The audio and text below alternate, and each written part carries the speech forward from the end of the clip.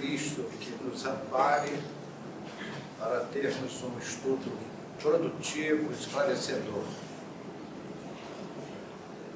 O Livro dos Espíritos, logo no primeiro capítulo, Kardec pergunta aos espíritos o que é Deus. E os espíritos respondem: é a inteligência suprema, causa primária de todas as coisas. E segue, para quem gosta de pesquisar, falando a respeito de Deus. Nós já ouvimos muitas vezes as pessoas dizerem que os homens de ciência são céticos, materialistas, descrentes. Eu diria que isso é uma meia-verdade, porque todos nós conhecemos sábios que eram crentes na existência de Deus.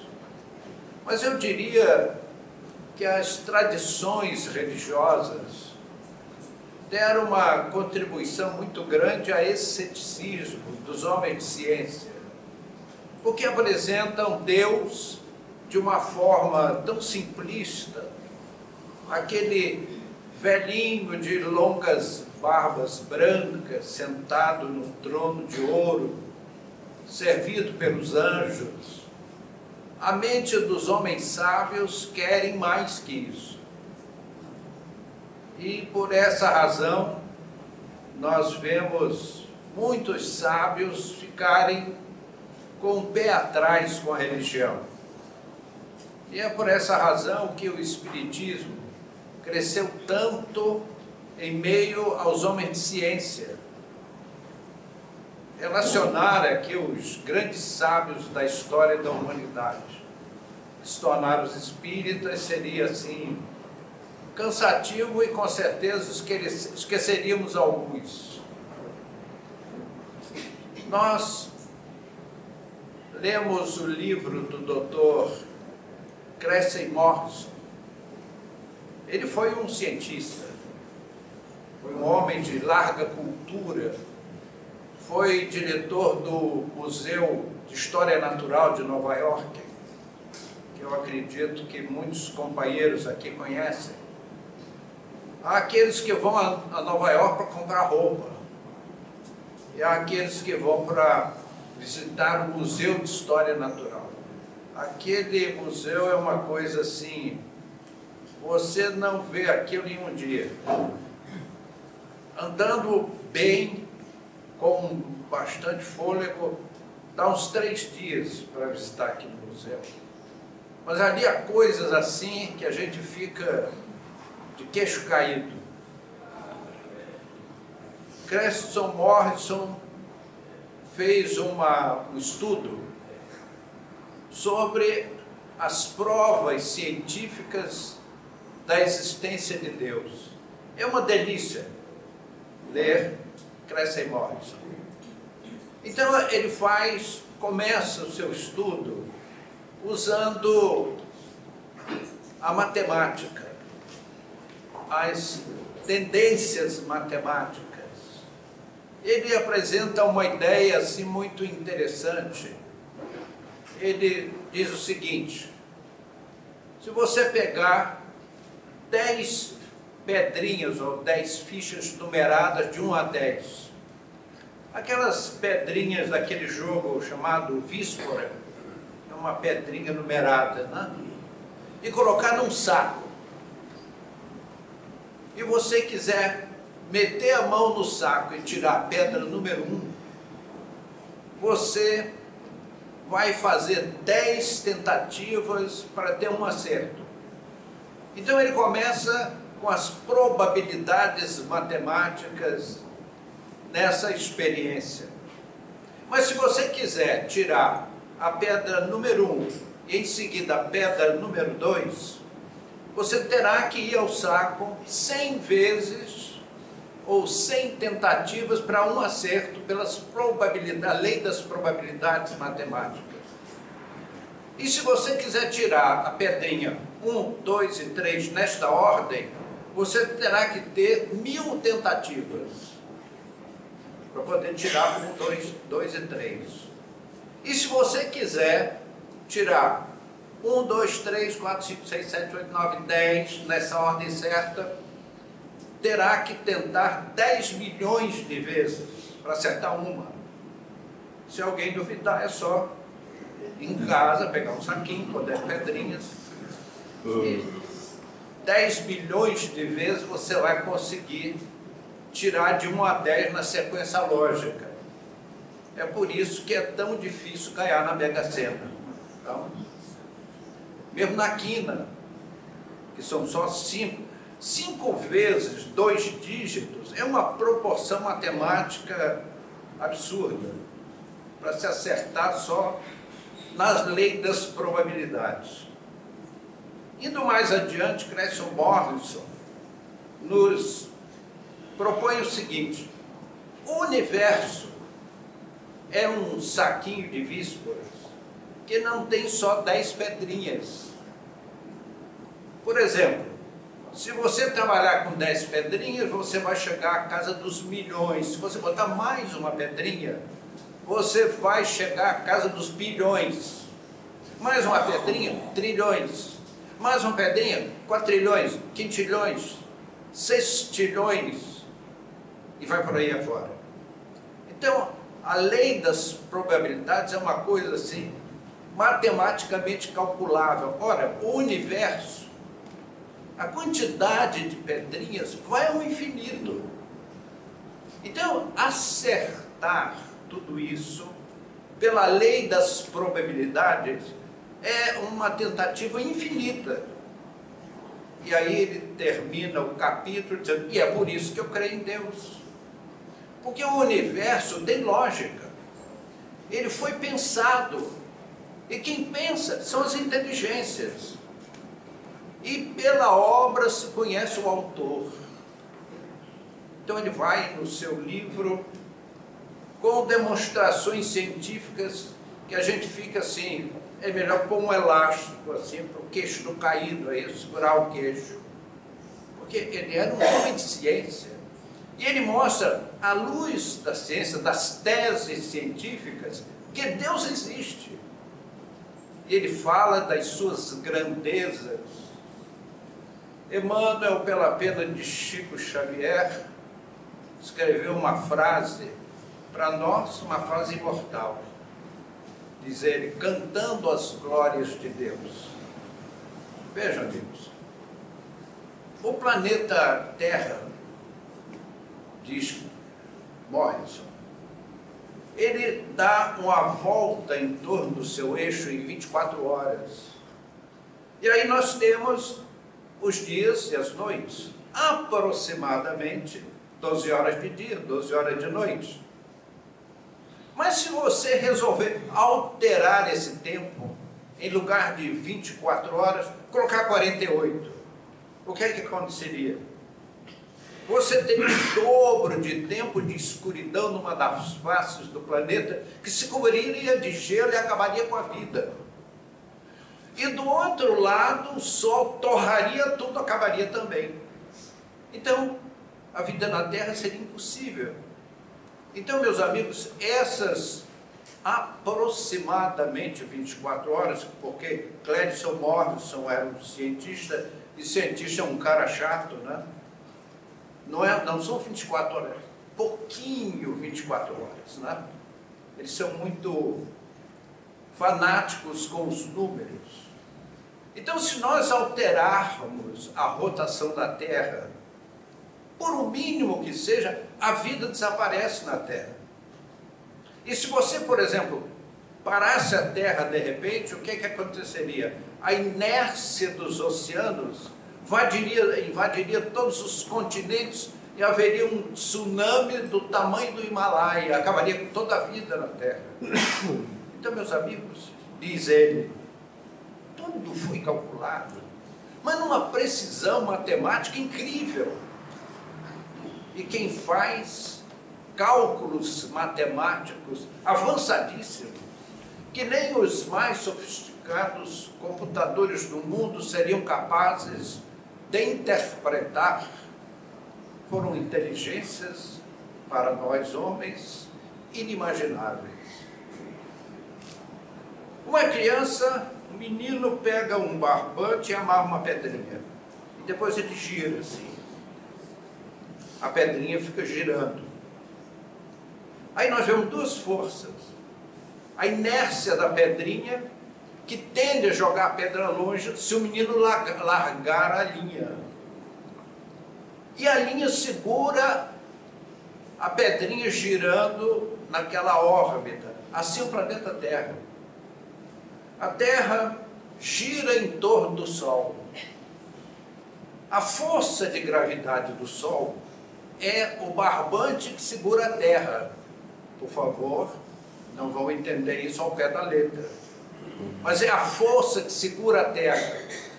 Agora, a Terra girando no seu movimento de translação, ela tenderia a se perder no universo. Então existem duas forças. Uma é a pedrinha Terra que gira e outra é a força de gravidade do Sol que segura a Terra. Meus amigos, vocês já imaginaram a matemática para calcular isso? Uma simples fundação de um edifício na construção civil já é uma senhora matemática. Os cálculos estruturais das construções civis. Agora imagine o cálculo e outra coisa. A Terra vai lá, dá um raspão no Sol no verão e volta e vai bem longe para dar a volta completa. Meus amigos, é uma matemática inconcebível para nós. Vejam só, amigos, o nosso Sol, que ele acorda de manhã, sempre umas 5 da manhã, mais ou menos, né? Lá na zona leste, passa aqui em cima e vai lá para a zona norte, se deitar no fim do dia. Ele não está parado, porque a física nos diz que um corpo só se desloca no espaço em relação ao outro. O nosso sistema, o sistema em que nós vivemos, que é a galáxia Via Láctea, o Sol vai com todos os seus satélites em direção à constelação de Hércules, levando toda a sua equipe e não bate em nada.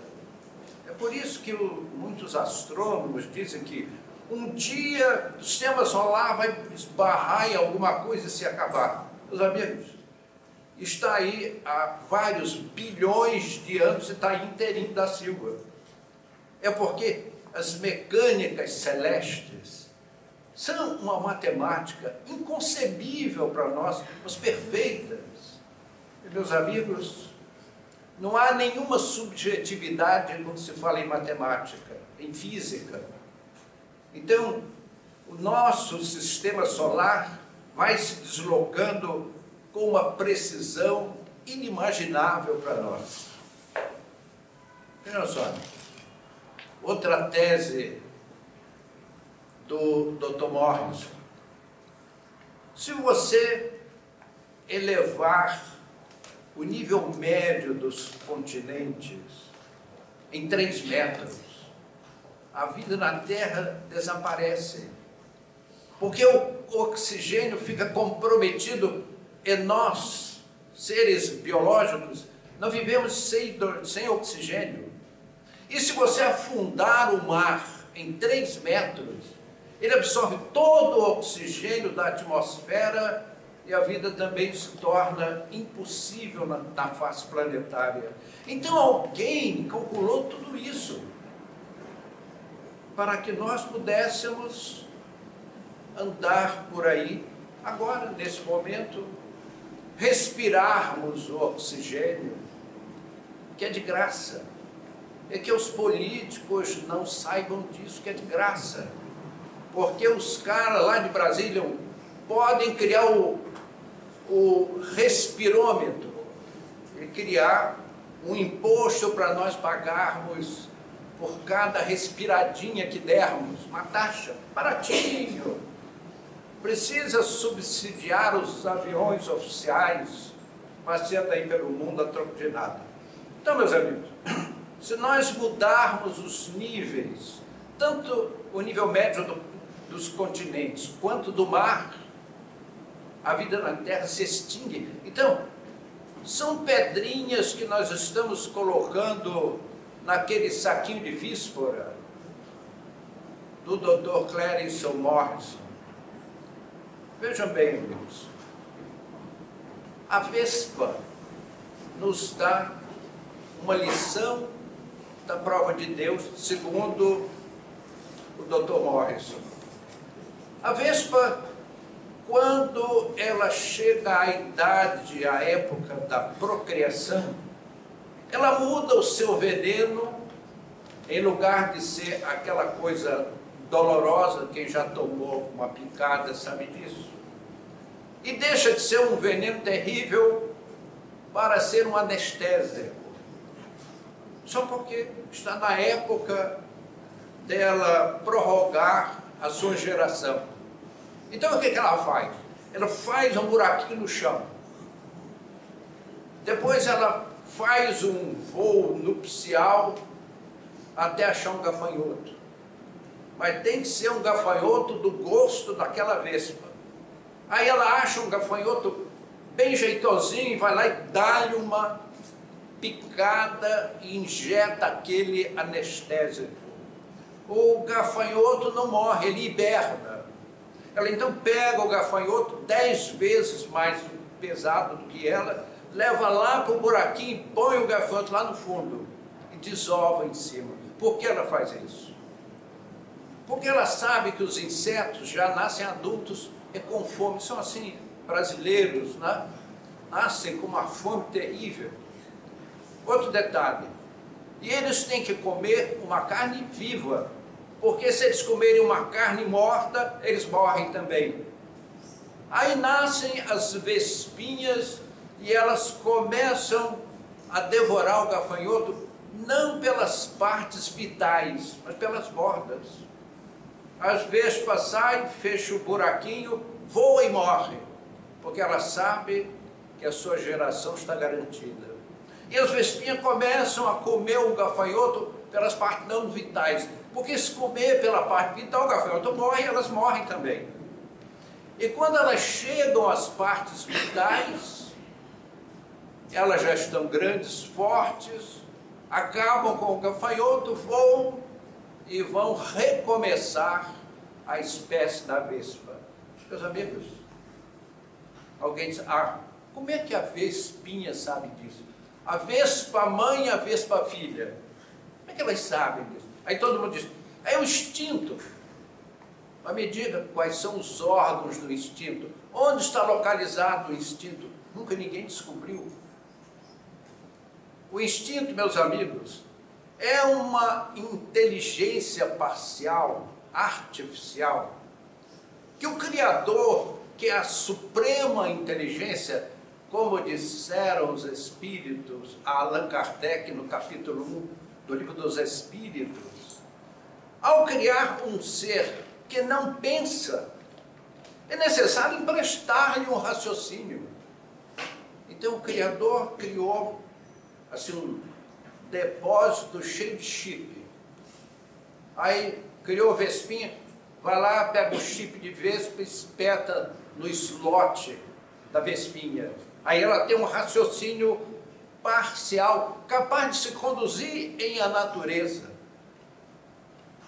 Na natureza seria cacofonia, uma coisa muito feia.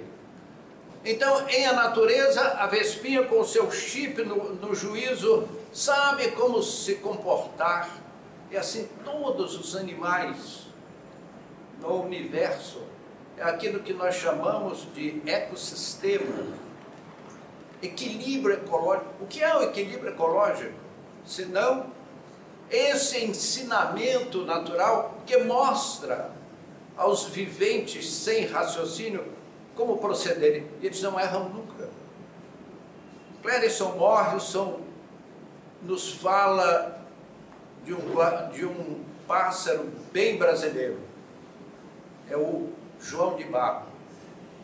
João de Barro dá show. É um show, João de Barro. Quando chega a época da procriação, o João de Barro escolhe uma árvore junto com a Joana de Barro, escolhe uma árvore bem alta. E aí ele põe o bico para cima e fica assim. Nisso ele consegue, é como fazem alguns, assim, para ver a direção do vento, não é isso?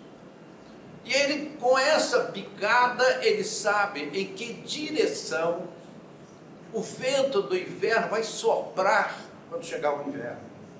Aí ele faz a sua casinha de barro com a porta voltada para o lado oposto do vento do inverno. Porque se ele fizer para o lado errado, o vento do inverno vem e mata seus filhotes. Então ele cria uma proteção. Meus amigos, quem foi que ensinou isso ao João de Barro? Ele não teve a decência de informar ao nosso serviço de meteorologia, que morre de inveja do João de Barro.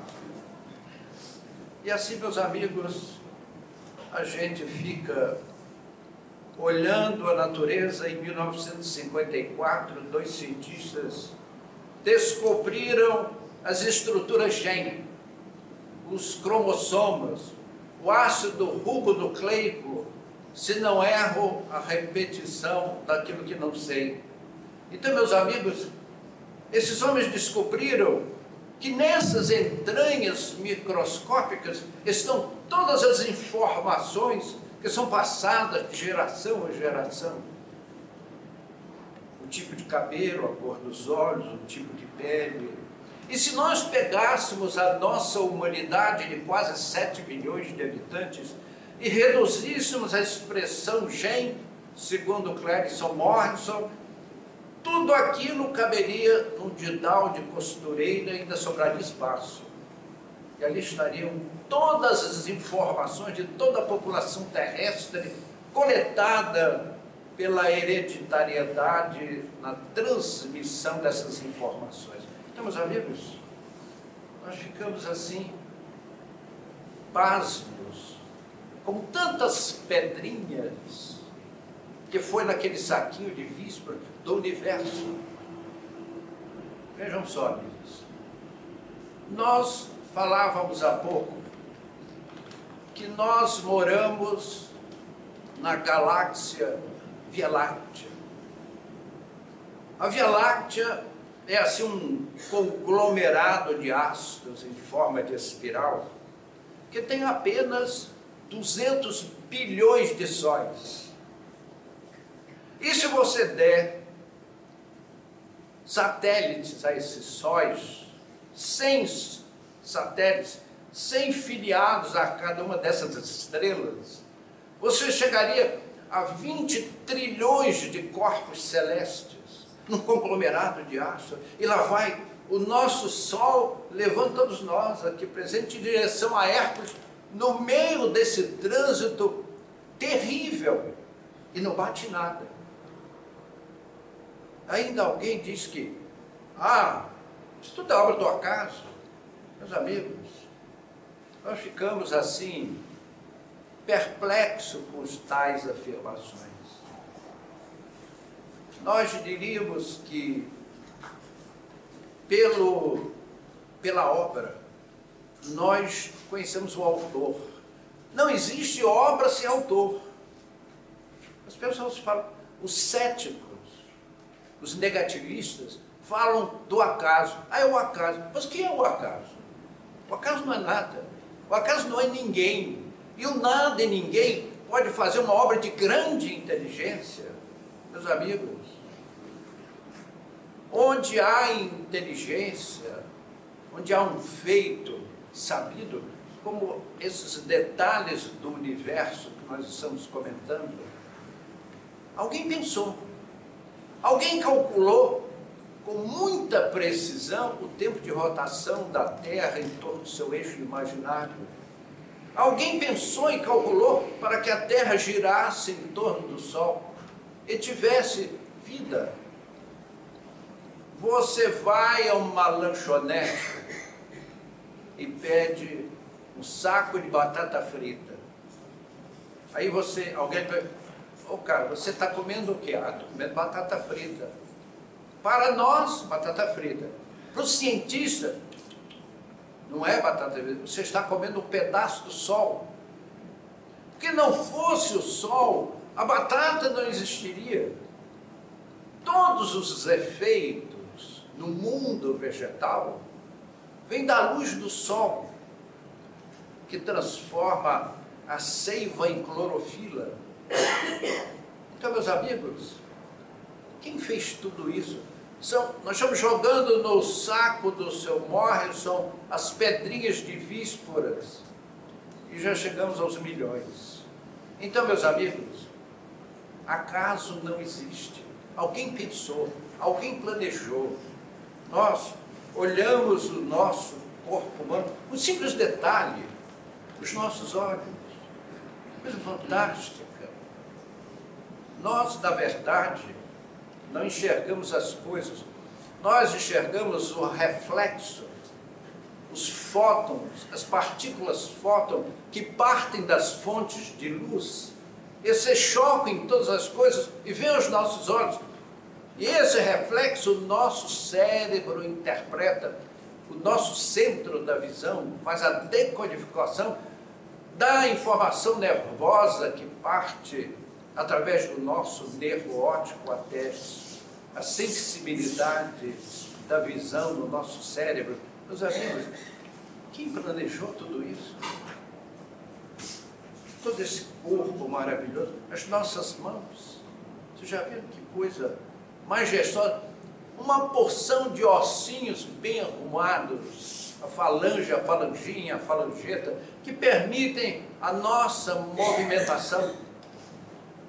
Mas se tudo isso não bastasse, eu vou convidar os queridos amigos para conhecer no seio da natureza um sujeitinho, que esse sujeitinho vai tirar de todos nós aqui presentes, meus amigos.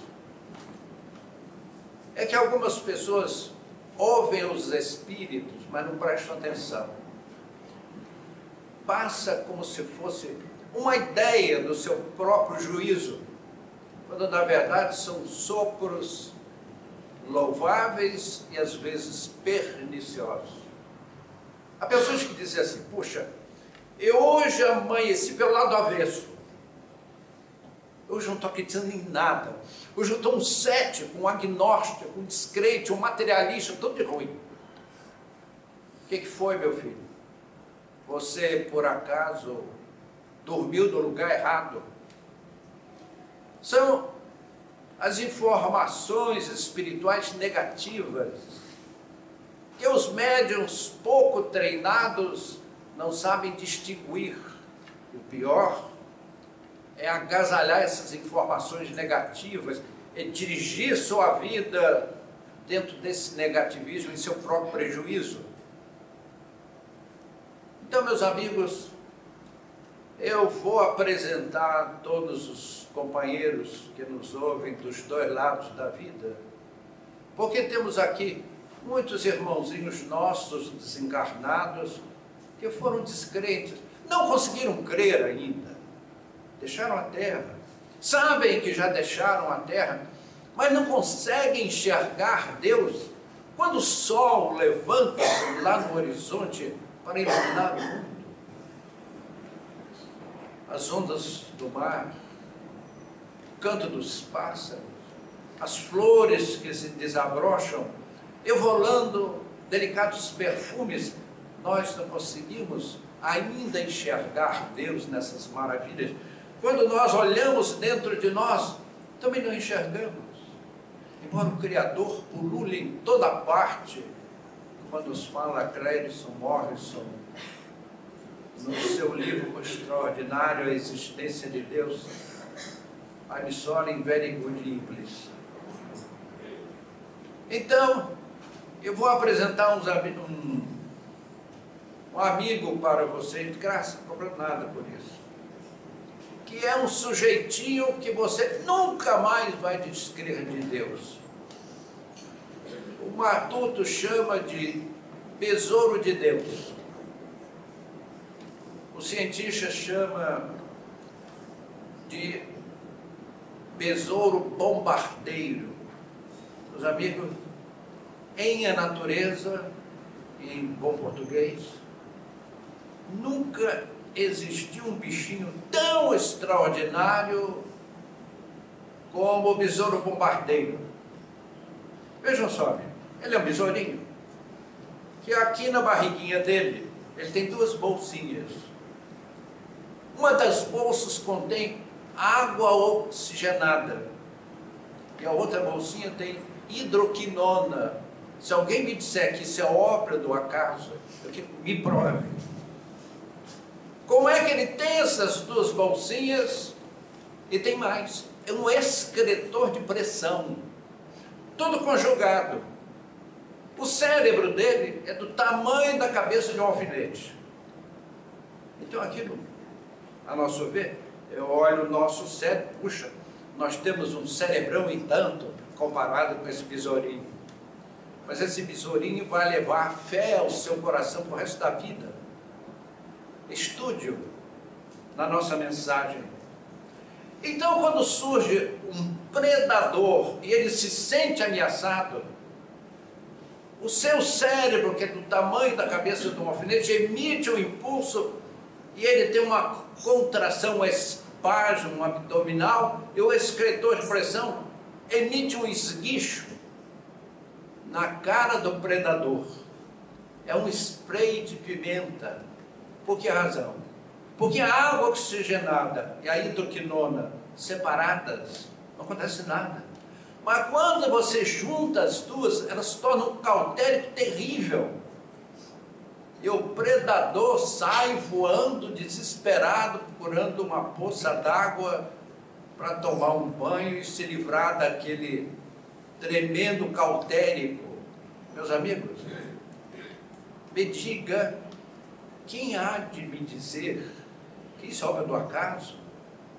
São dois produtos químicos, bioquímicos, que são gerados da barriga daquele bichinho, com um fim matematicamente preciso. Me prove como pelo acaso nasceu esse besouro bombardeiro, com essa arma de defesa letal.